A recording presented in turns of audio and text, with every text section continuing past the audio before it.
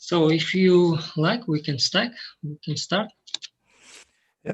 Please welcome Bekzat Baimenov, our partner of the Astana International Financial Center.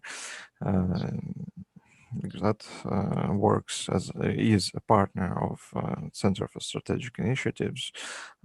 Please take the floor. Thank you, Alexander. Salam, everyone. Hi. First of all, I would like to congratulate you with you made it to the final stage of the economics Olympiad. So before we start, why don't we write hello in your languages in the chat room? So to make it more interactive. So my name is Bekzat. I'm a partner at Center for Strategic Initiatives. In this session, we will talk about strategic consulting and business problem solving. Ladies and gentlemen, before we start, I would like to thank you for your team introduction videos. They are so amazing, so energetic, so much that I will do my best today to give back with this presentation. I'm proud and happy to be part of this 1 week economics marathon. I hope you share the same feelings. So I see people are writing in the chat. Great. So without further ado, let's start. So as you know, as Alexander mentioned, this year, Economics Olympiad organizers have chosen CSI, the Center for Strategic Initiatives, as the co-organizer for the third part of Olympiad related to business case. And briefly about CSI, Center for Strategic Initiatives is a privately owned independent consulting company based in Kazakhstan. So just a second, let me just stop my video for a moment and focus on the presentation. Center for Strategic Initiatives integrates wide range of local expertise with the best international standards and practices. Oh, sorry. And CSI provides to its clients very different services in such fields as strategic development, analytical research, financial modeling, and long-term development policies. Among our clients, we have like private sector clients and public sector clients. We also proud that CSI has established partnerships with international and local strategic institutions like World Bank, World Economic Forum, Thomson Reuters, and so on. These partners not only serve as a base for our expertise, but also entrust us their projects in Kazakhstan and often nominate CSI as their local national representing partners. So this is briefly about CSI, and let's start with the consulting business model. So consultancy industry is one of the most diverse markets within the professional services, and therefore a wide spectrum of types of consultants are found in the field. So the first one is the strategic consultants, and the term is used to describe consultants who operate at the highest level of consultancy market. They focus on strategic topics like corporate or organizational strategy, government policies, and like development or growth strategies. For this reason, strategic consultants generally carry on works assigned by top managers like CEO, CFOs, CTOs. Second is a functional consultancy. It refers to function-specific consulting tasks. Like, for example, we have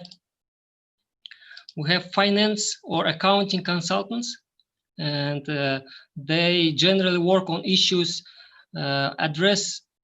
issues that address financial capabilities of their clients. And another example is HR consultants, who help clients with human capital issues within their organizations, or they help improving the performance of the HR department of their clients. Then we have industry-specific consultancy. Usually these firms usually these firms have area experts, and they have accumulated in-depth experience in specific industries, such as oil and gas, renewable, logistics, and so on. Like example is like Wood Mackenzie, Restart Energy. Maybe you have heard of them. They have usually give reports, and you hear them in the news. And there are many other types of consultancies.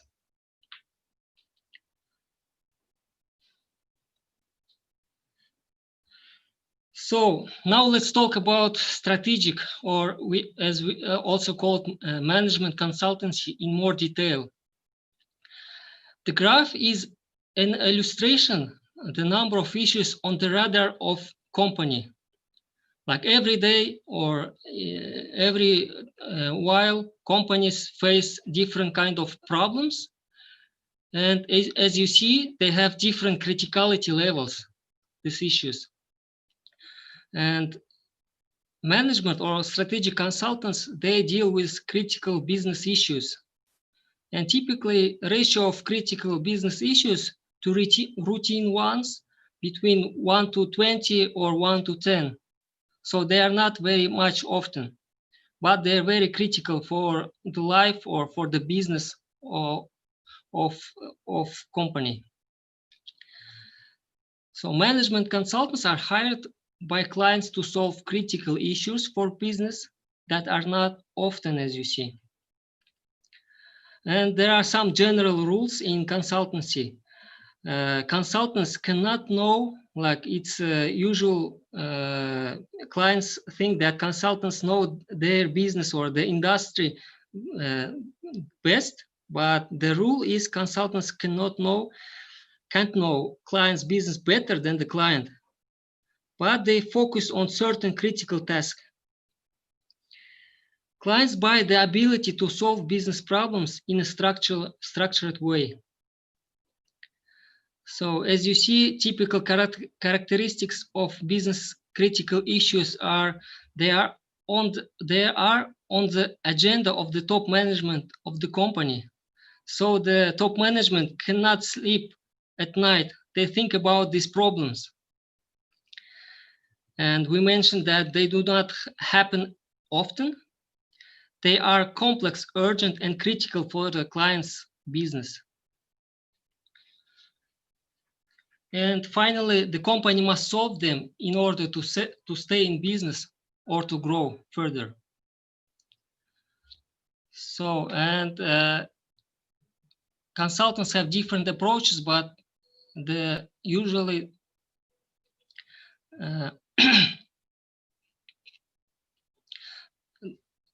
there are many different approaches or many ways to tackle a problem, a business problem. And complex problems call for a structured approach.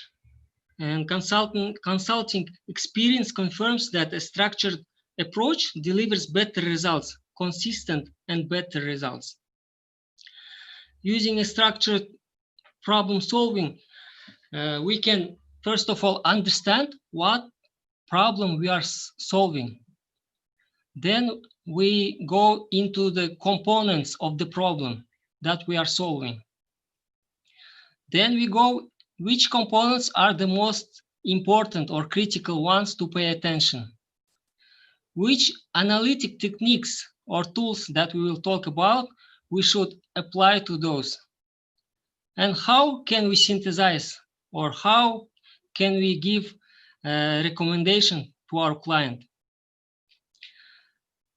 Most of you have heard maybe about MISI. MISI stands for mutually exclusive and collectively exhaustive way of approaching problem solving. This approach helps to solve complex problems.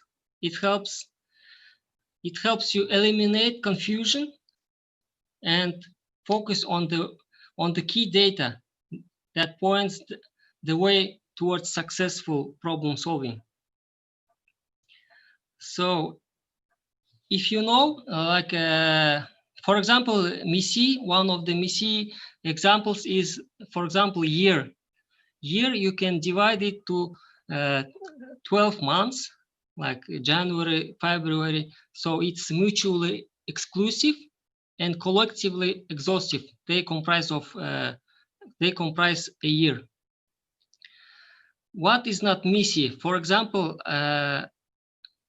you often hear wishes like, I wish you all the best and strong health. So it sounds good, but it's not MISI, because when you wish all the best, it already has understandings like strong health or happiness or success. So let's go on. So let's stop for a moment on the difference between a project and an operation. This is important because when you deal with consultancy job, each job is a project.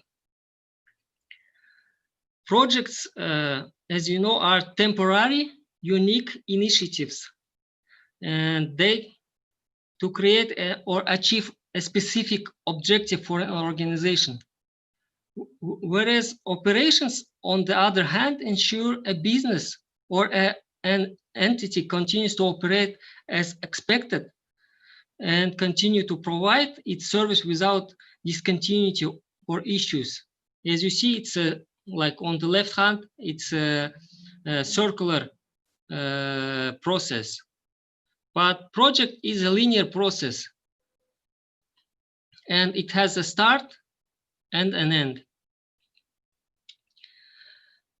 For example, do you know, for example, like what we can call a project? For example, moving the company's office to a new place might be considered as a project, or finding a creative name for your team is also can be considered as a project, because it's one-time unique job. It has a start and it has an end.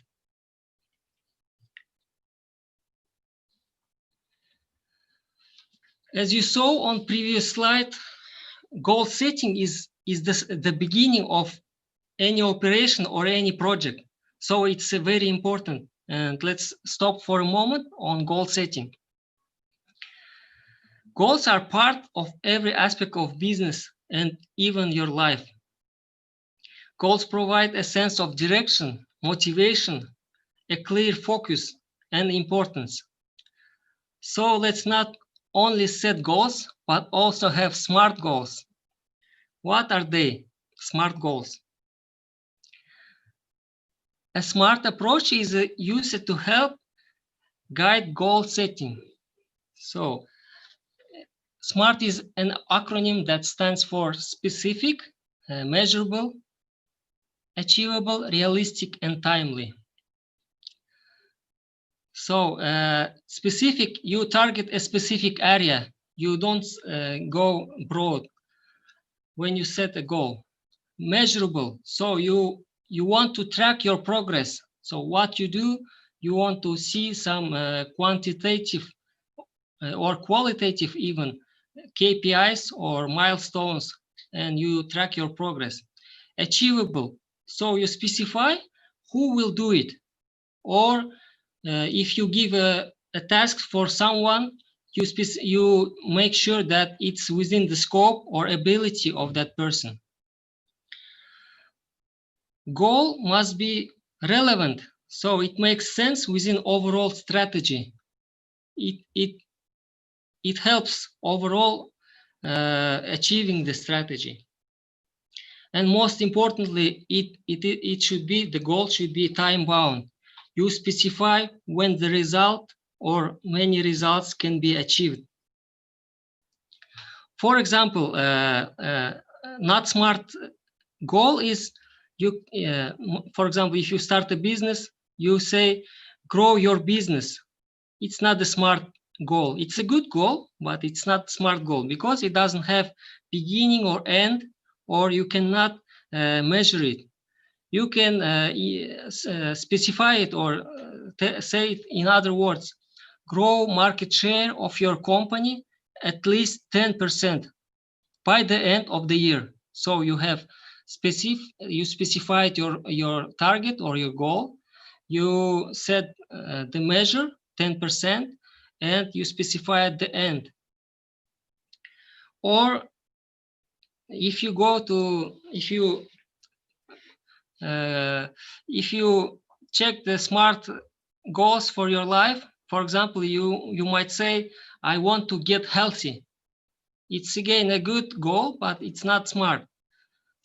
How to turn it smart? You can say, I walk to get healthy. I will walk 30 minutes a day and 5 days a week. So you specified, you said how you're going to measure it, and I'm just checking the chat. And so you get a smart goals.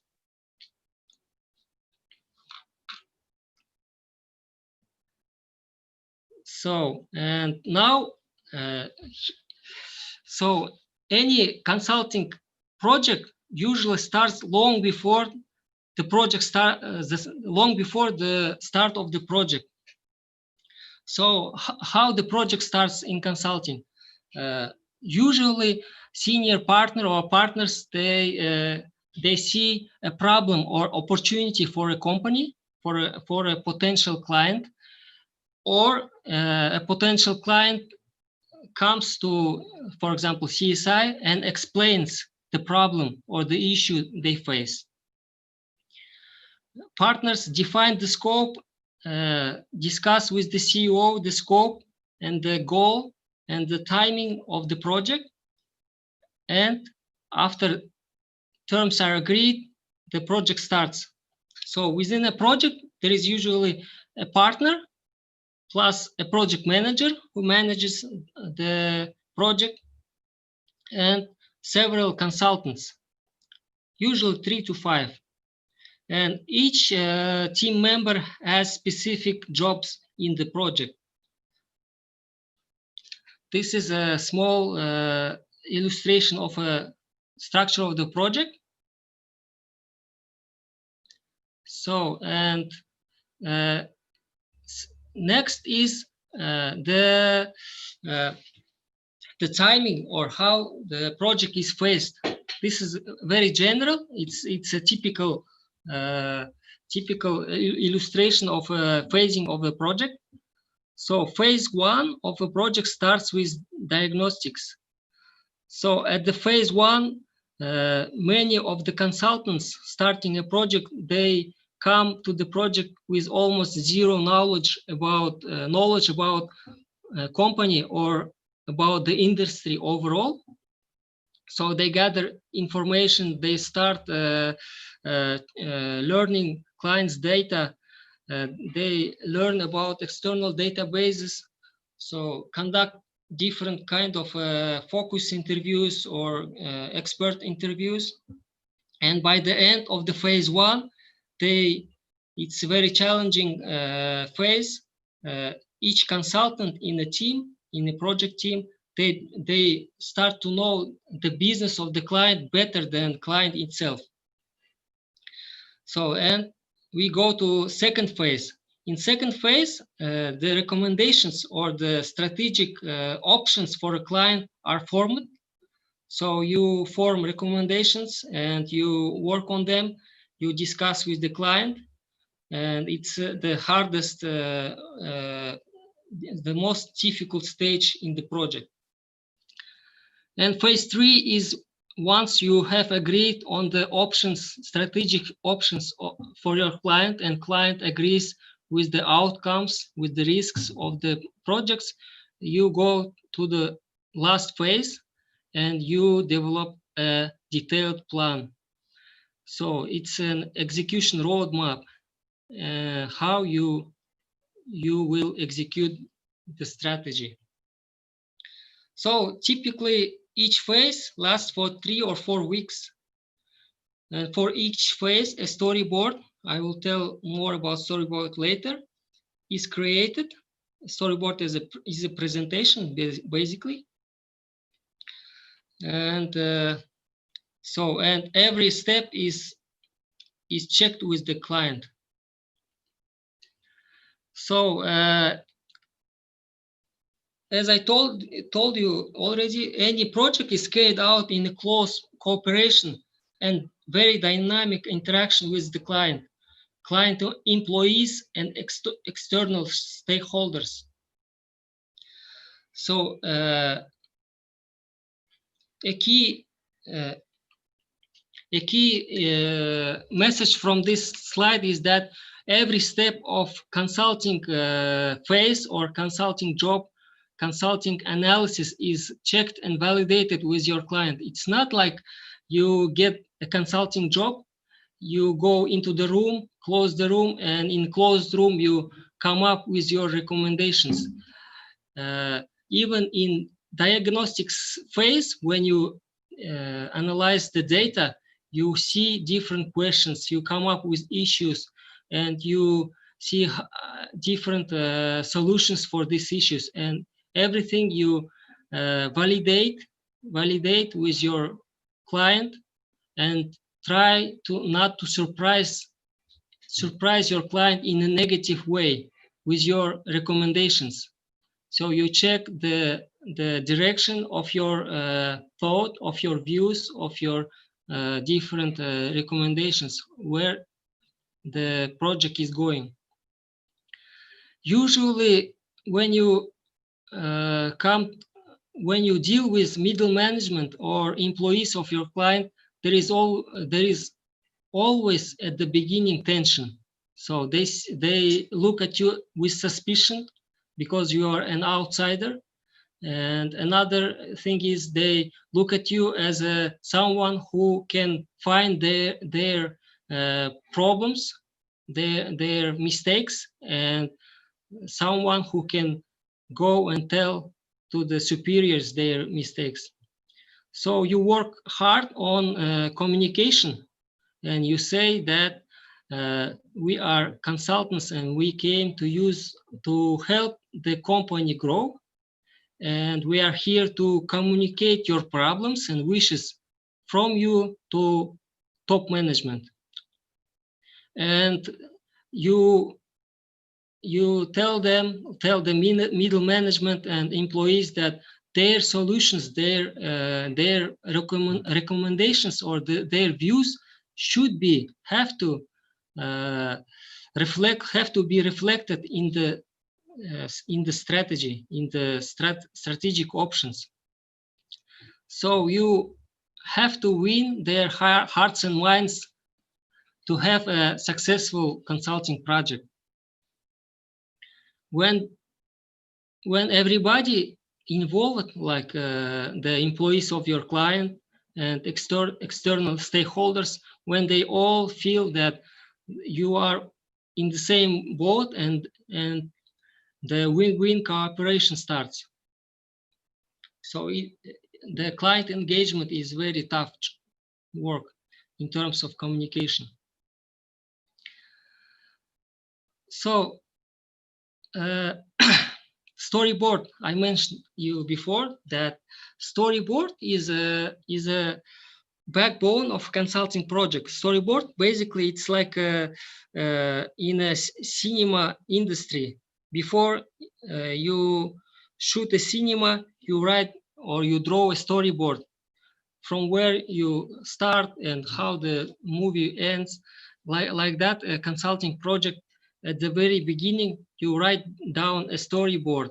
But the language of consultants or consultancy is presentation slides.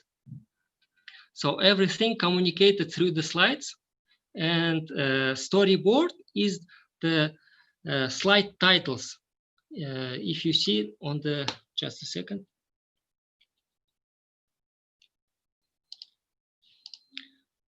Here, the slide titles. So storyboard comprises of these slide titles. So if you read only slide titles, like top management usually don't have time to read everything on the slide. If they go and read the slide titles from the one till the end, they understand. You must get the understanding of the project, of your recommendations, and of the overall strategy. And storyboard often is written by a partner or project manager before the start of the analysis. And storyboard often changes as the project proceeds and you get new data. For example, one storyboard, you can say that company, like your first company A is losing revenue. It's the first slide title. And then down below, you show supporting data, like graphs of revenue going down and by year, or that they are losing market share and different projections. Slide 2, you say revenue is going down because of rising costs, and you, like in slide 2, and you show the graphs or different analysis about the costs, and so on. And at closer to the end of your slides, you come to the recommendations. So to cut costs or to tackle the cost problem, you need to do 1, 2, 3. And in a slide down below, you showed. And one important thing is also the sources. You always show the source of your data. It might be a news article, it might be some internal report or industry report. So in this main part, usually you have different analysis and you write down insights. So different what you have found from different detailed analysis. So clients like very much these insights. So now we came to the second part of our presentation. It's problem-solving tools or instruments. And there are many different ways or approaches to tackle a business problem. More than one. You can use more than one. You can go only with one, as long as it's logical and it convinces your partner or your client that your recommendation is valid. So in problem solving, sky is limit. So you use your creativity for problem solving. Let me go over some of them. So first of all, MOST. It's a very basic and very easy framework, very simple framework. It analyzes the planning, the detail of what an organization does. So it helps you frame questions starting from the high-level mission of the organization or of your client. And you dig right down to the detail of individual tactics, and you see what when you dig down, you find the inconsistencies, or you find the ways the company or your client could have done better. So you read a mission statement. Mission statement is what company declares it wants to be or it wants to achieve. Objectives. So based on the mission, companies set their objective, their goals against which the organization's achievements can be measured. So usually they are called KPIs or strategic objectives. Then you go to strategy. So the approach is going to be taken by the organization in order to achieve the objectives and the mission. After you check the strategy, if it's right, you go down to tactics. So you see what's company or client is doing, what are their operations, are they focused on achieving the strategy, are they doing the right things. So it's a top-down approach. So next is SWOT analysis. SWOT analysis is a strategic planning technique that provides assessment tools. So you identify core strengths, weaknesses, opportunities, and threats to the business of your client. Then this leads for further analysis, fresh perspectives, and new ideas. It's a great exercise to ask different people within an organization, like within your client, that what they think about this, like SWOT, weaknesses, opportunities, and threats. And you will be surprised so many different insights you get out of this exercise. And SWOT analysis is good also for your personal life. Like you can you can do this exercise for yourself. For example, after the presentation or after the Olympiad, try to do your personal SWOT analysis. This will help you.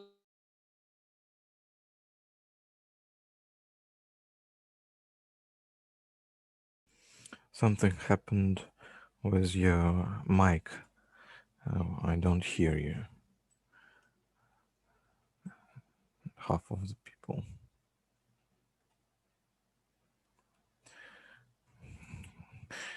Do you hear me? Environmental.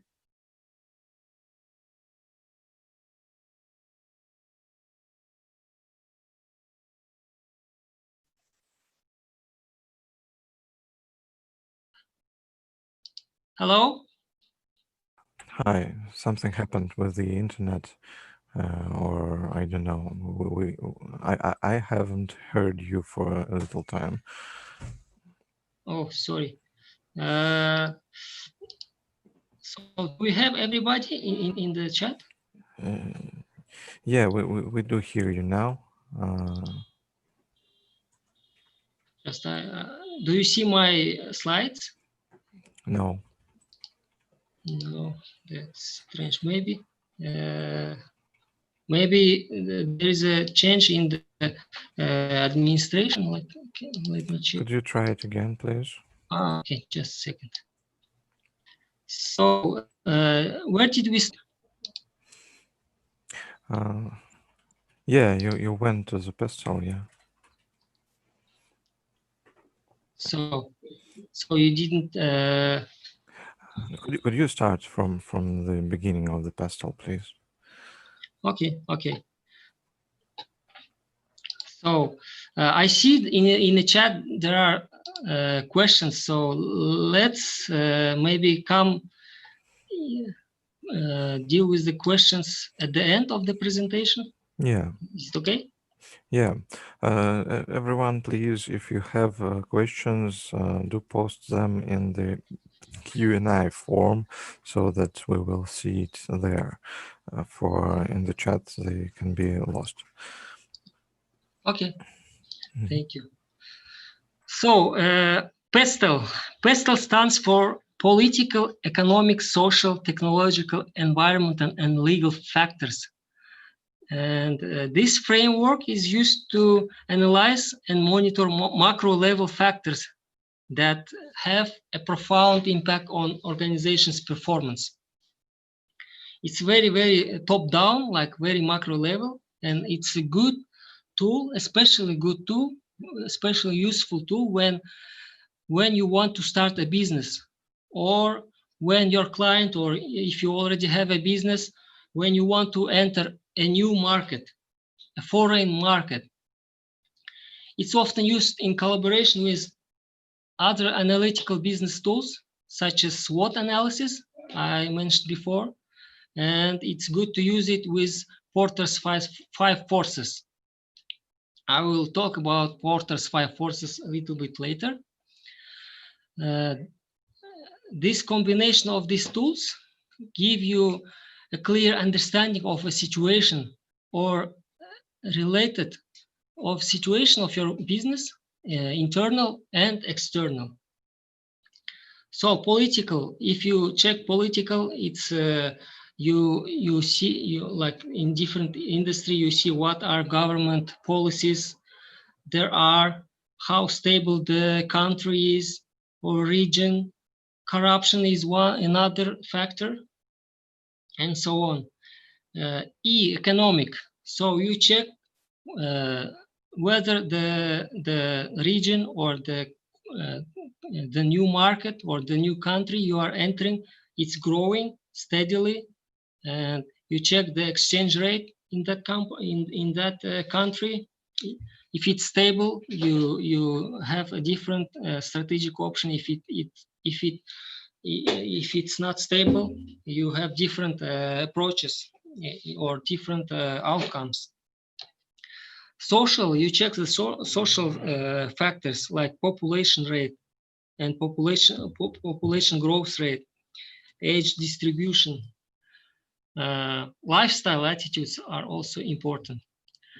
T is technological, so you check what are the technology initiatives for your business. And E is E and L. In past, this framework was called PEST.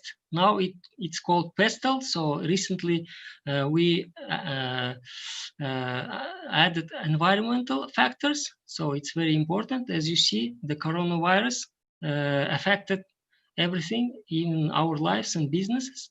And legal. So you check legal factors. What are the copyright or patent laws? And what are the health and safety laws? Those all play a major factor in the success of your business. So let's go to the next slide. So next is gap analysis. It is a comparison of actual performance with potential or desired performance. So in other words, it's comparing the current state of your client or of your business or of a region, of a country, and comparing it with the current status with desired state, where you want to be your company in 5 or 10 years. And after you have understood what is desired state and what is the current state, you see the gap. And usually the gap is very huge for a long-term project. And the gap helps, understanding the gap helps you write down an action plan. Action plan, how to get from current state to desired state. So, and next one is, just a second, Porter's 5 forces. It's a very famous framework for analyzing a competitive environment. So first of all, it's the number or power of a company's or your client's competitive rivals. Just a second. So the first thing is the power or the number of your clients or the business's competitive rivals. Second is potential new market entrants. Third is suppliers, then customers and substitutes to your product. They all influence your company's or your client's business profitability. Porter 5 forces analysis helps analyzing the level of competition within a certain industry. It's especially useful when starting a new business or entering a new industry or a new market.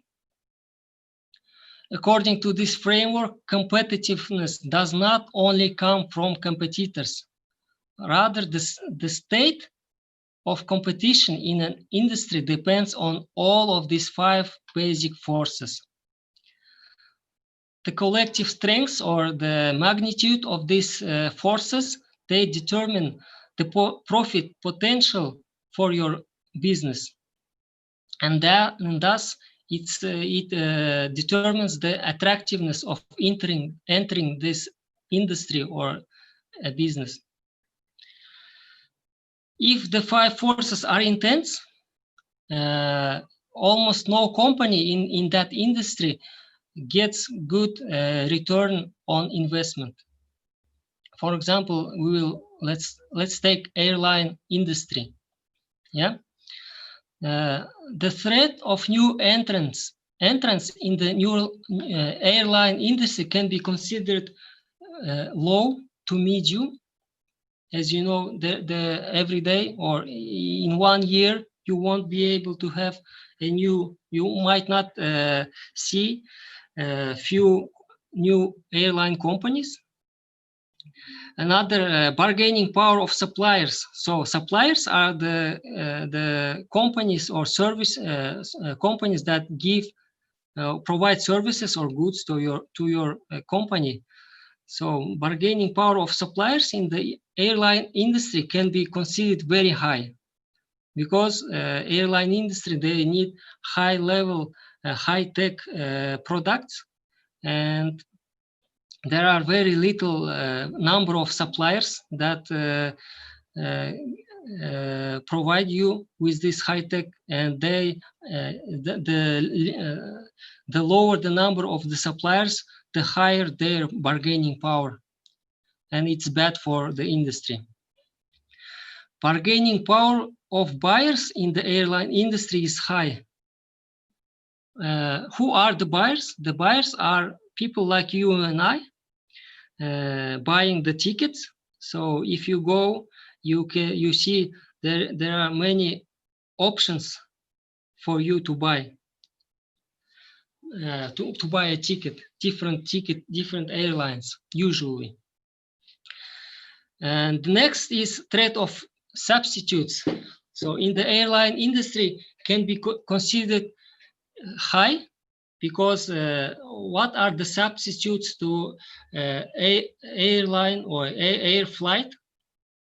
It's you can go by car, you can go by train, and you can have a ship to get to another, like there are many other options. So it's the threat of substitutes is very high. And the last is rivalry, the competition, the rivalry among existing competitors in the airline industry is also very high. As you see, there are many different airline companies, and always compete each other. They have different sales programs. They have different loyalty programs. So it's a very difficult industry. So to sum up, we can say that the airline industry is one of the toughest industries in the world to make profit.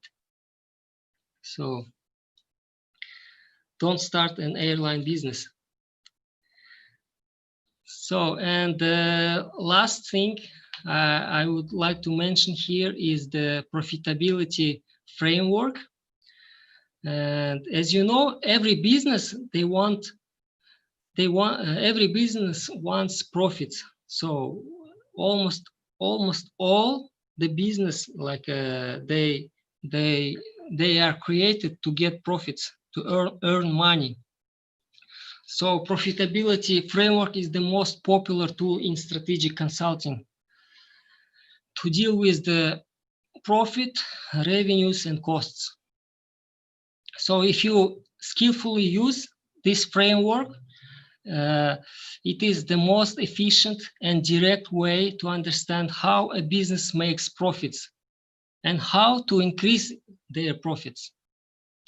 In addition to that, this framework is #1 tool to understand how to fix or improve revenues. So if it's your client needs improvement, you use this improvement in their revenue, you might start your analysis with this framework. Or if there are problems in profits of your client, you can start also. So, and every step of this profitability framework is perfectly messy, as we said earlier, mutually exclusive and collectively exhaustive. So as you see, first you see the profits. You put profits and you divide profits into revenue minus cost, like revenues. Revenues are broken down into volume and price per unit. Costs. So you go to costs and you break down costs into fixed and variable costs. And you go down and down and down till you find the problem. If it's your client is losing profits, you go down to the point where you see that, for example, variable costs are getting higher and higher, so that they are eating up your revenues. And when you isolated the problem in this issue 3 or in this messy framework,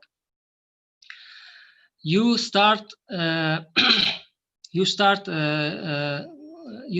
asking why questions, why this happened. So every step you need to compare historically, like what has been the cost historically within your company, and then you compare, for example, costs with the competition, with your competitors, how the dynamic, how their costs are evolving. So are they also going up or down? If you see that your competitors' costs are growing as well, so it's an industry problem. It's not only your problem, it's industry-wide problem. So you need different approach there.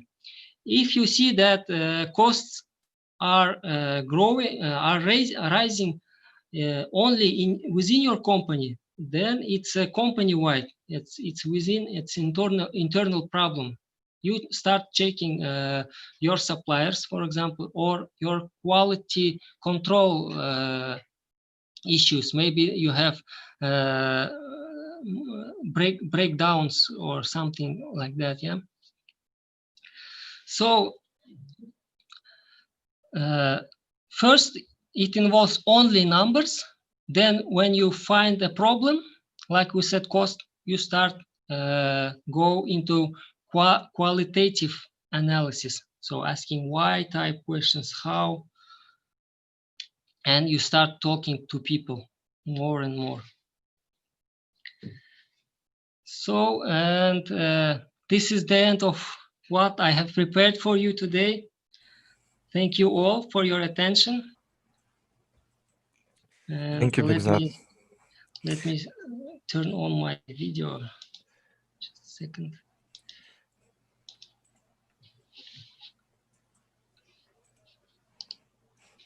I think you can switch the demonstration off, and then we will be seeing both. Let's go to questions. Maybe we will need to go back to the slides. Yeah. There are a number of questions about the presentation. I will firstly ask them. But one of those questions is not clear to me. It is how do we include data in order to support the SWOT analysis? I think what was meant here is what data do we use for the SWOT analysis, or how do we filter it? But maybe I'm wrong. Yeah, and it's a good question, actually. SWOT analysis is a qualitative analysis, so it's a starting point for your analysis. You see the strengths of your company. For example, you say that the revenue or the money of your company is revenue is very high, and you incorporate data into that. You check what was how money or profits were accumulated throughout history, like for the last 10 years. Maybe this year or last year you had a very successful year, and it feels that there are a lot of money within your company. But when you check the trend maybe will show that it's not the case all the time, and there are reasons that why it's not a long-term strength, for example. Yeah, or opportunities. So you say that a kind of new technology or high tech or innovative technology introduction is an opportunity. You can say that. And how to incorporate data, it's a kind of hypothesis for you to start. You say that this technology will get me more revenue, and you check it. You build the model of the business, and you incorporate into the model the technology, the innovation in the how it will help to reduce cost, or to raise revenue, or to create a new kind of good that you can sell. Yeah, maybe the new opportunity is a new stream of revenue for your business, and you check if it's true and how in the long term it will help your business. So thank you. So next question about the presentation also, about the lecture, I mean. Does a consultant plan the future growth prospects of a project, or only just the completion of the project? I think it should have been the word completion. So basically, how often do you see the requirements for the future growth analysis in your projects? So here I understand the question. I understand two questions. One, for a consulting project. So if you mean prospect for a consulting project, each final recommendation of the project might become your new project. For example, you come up with a recommendation that your client needs to go to foreign market. It might be your recommendation, and it's a high-level recommendation. And the next project, if the client wants really dig into this option, the client can hire you and ask you how to enter, what are the risks, what should be the strategy of new market entry. Mm. If you mean for the project, if you mean overall clients' future growth prospect, so it's you always start with historic data, and you always project the data for at least 5 or 10 years. So to check what each of your recommendation will affect the prospect of the business of your project or of your client. So those 5 to 10 years are a long term in your opinion, or a mid-term to long term? In my personal opinion, it's long term, because time changes, everything changes very quick. You can plan for 5 years, but what you planned for the 5th year might not be valid after few months, even when you start Yeah, working. Yeah. yeah, yeah.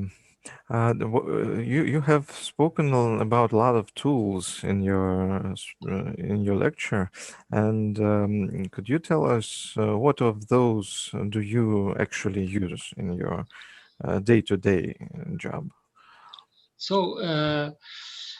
usually we like there are very projects are very different, and they differ from each other. So if you uh, but if you take a standard project, like a long-term strategy development for a company, usually you use almost all of these tools in some way. It might not be very standard way of using this tool, but there are very good ways to start and to check what are the problems or what are the opportunities for your client. These frameworks, even you can start with a profitability framework, but end up with some, for example, M&A framework at the end, depending on how the project goes, and it depends also what are the different recommendations you give. For example, you start with profitability, you see that revenues are down, and one of your recommendations might be, you say that you need to enter a new market. And there, in this recommendation, to make it more full, you use, for example, pestle analysis. Yeah. Yeah. Yeah, So, to help to analyze yeah. everything.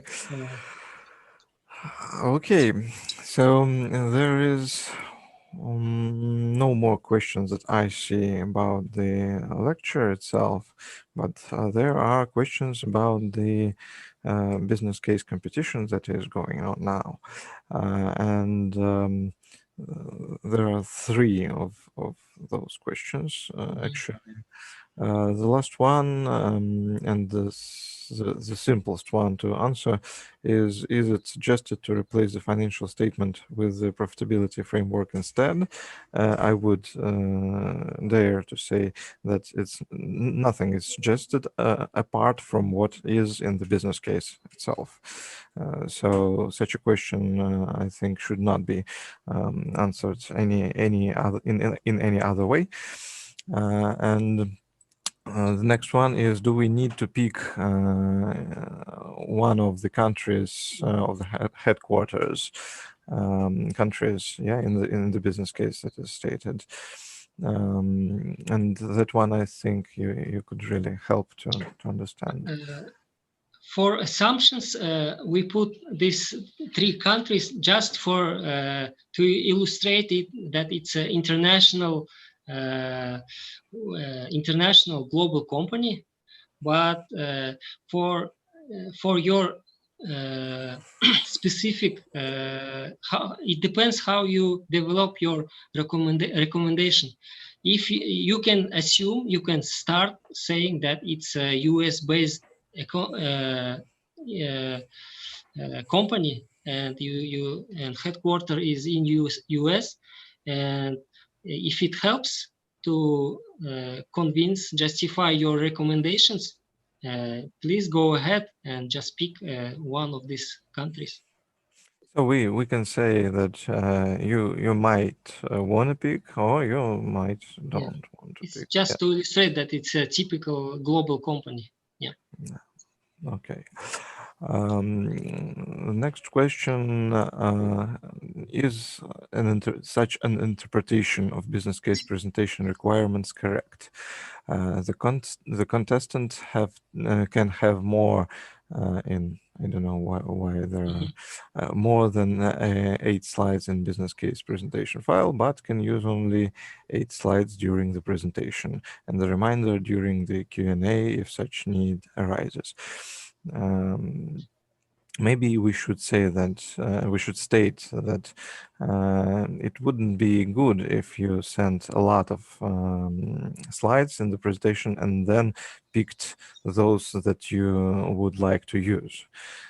So the final presentation should consist of the final slides that you use for the presentation itself, and everything else should be named appendix, so that you would come to it only to as a helping tool to show maybe the sources of information or something like that.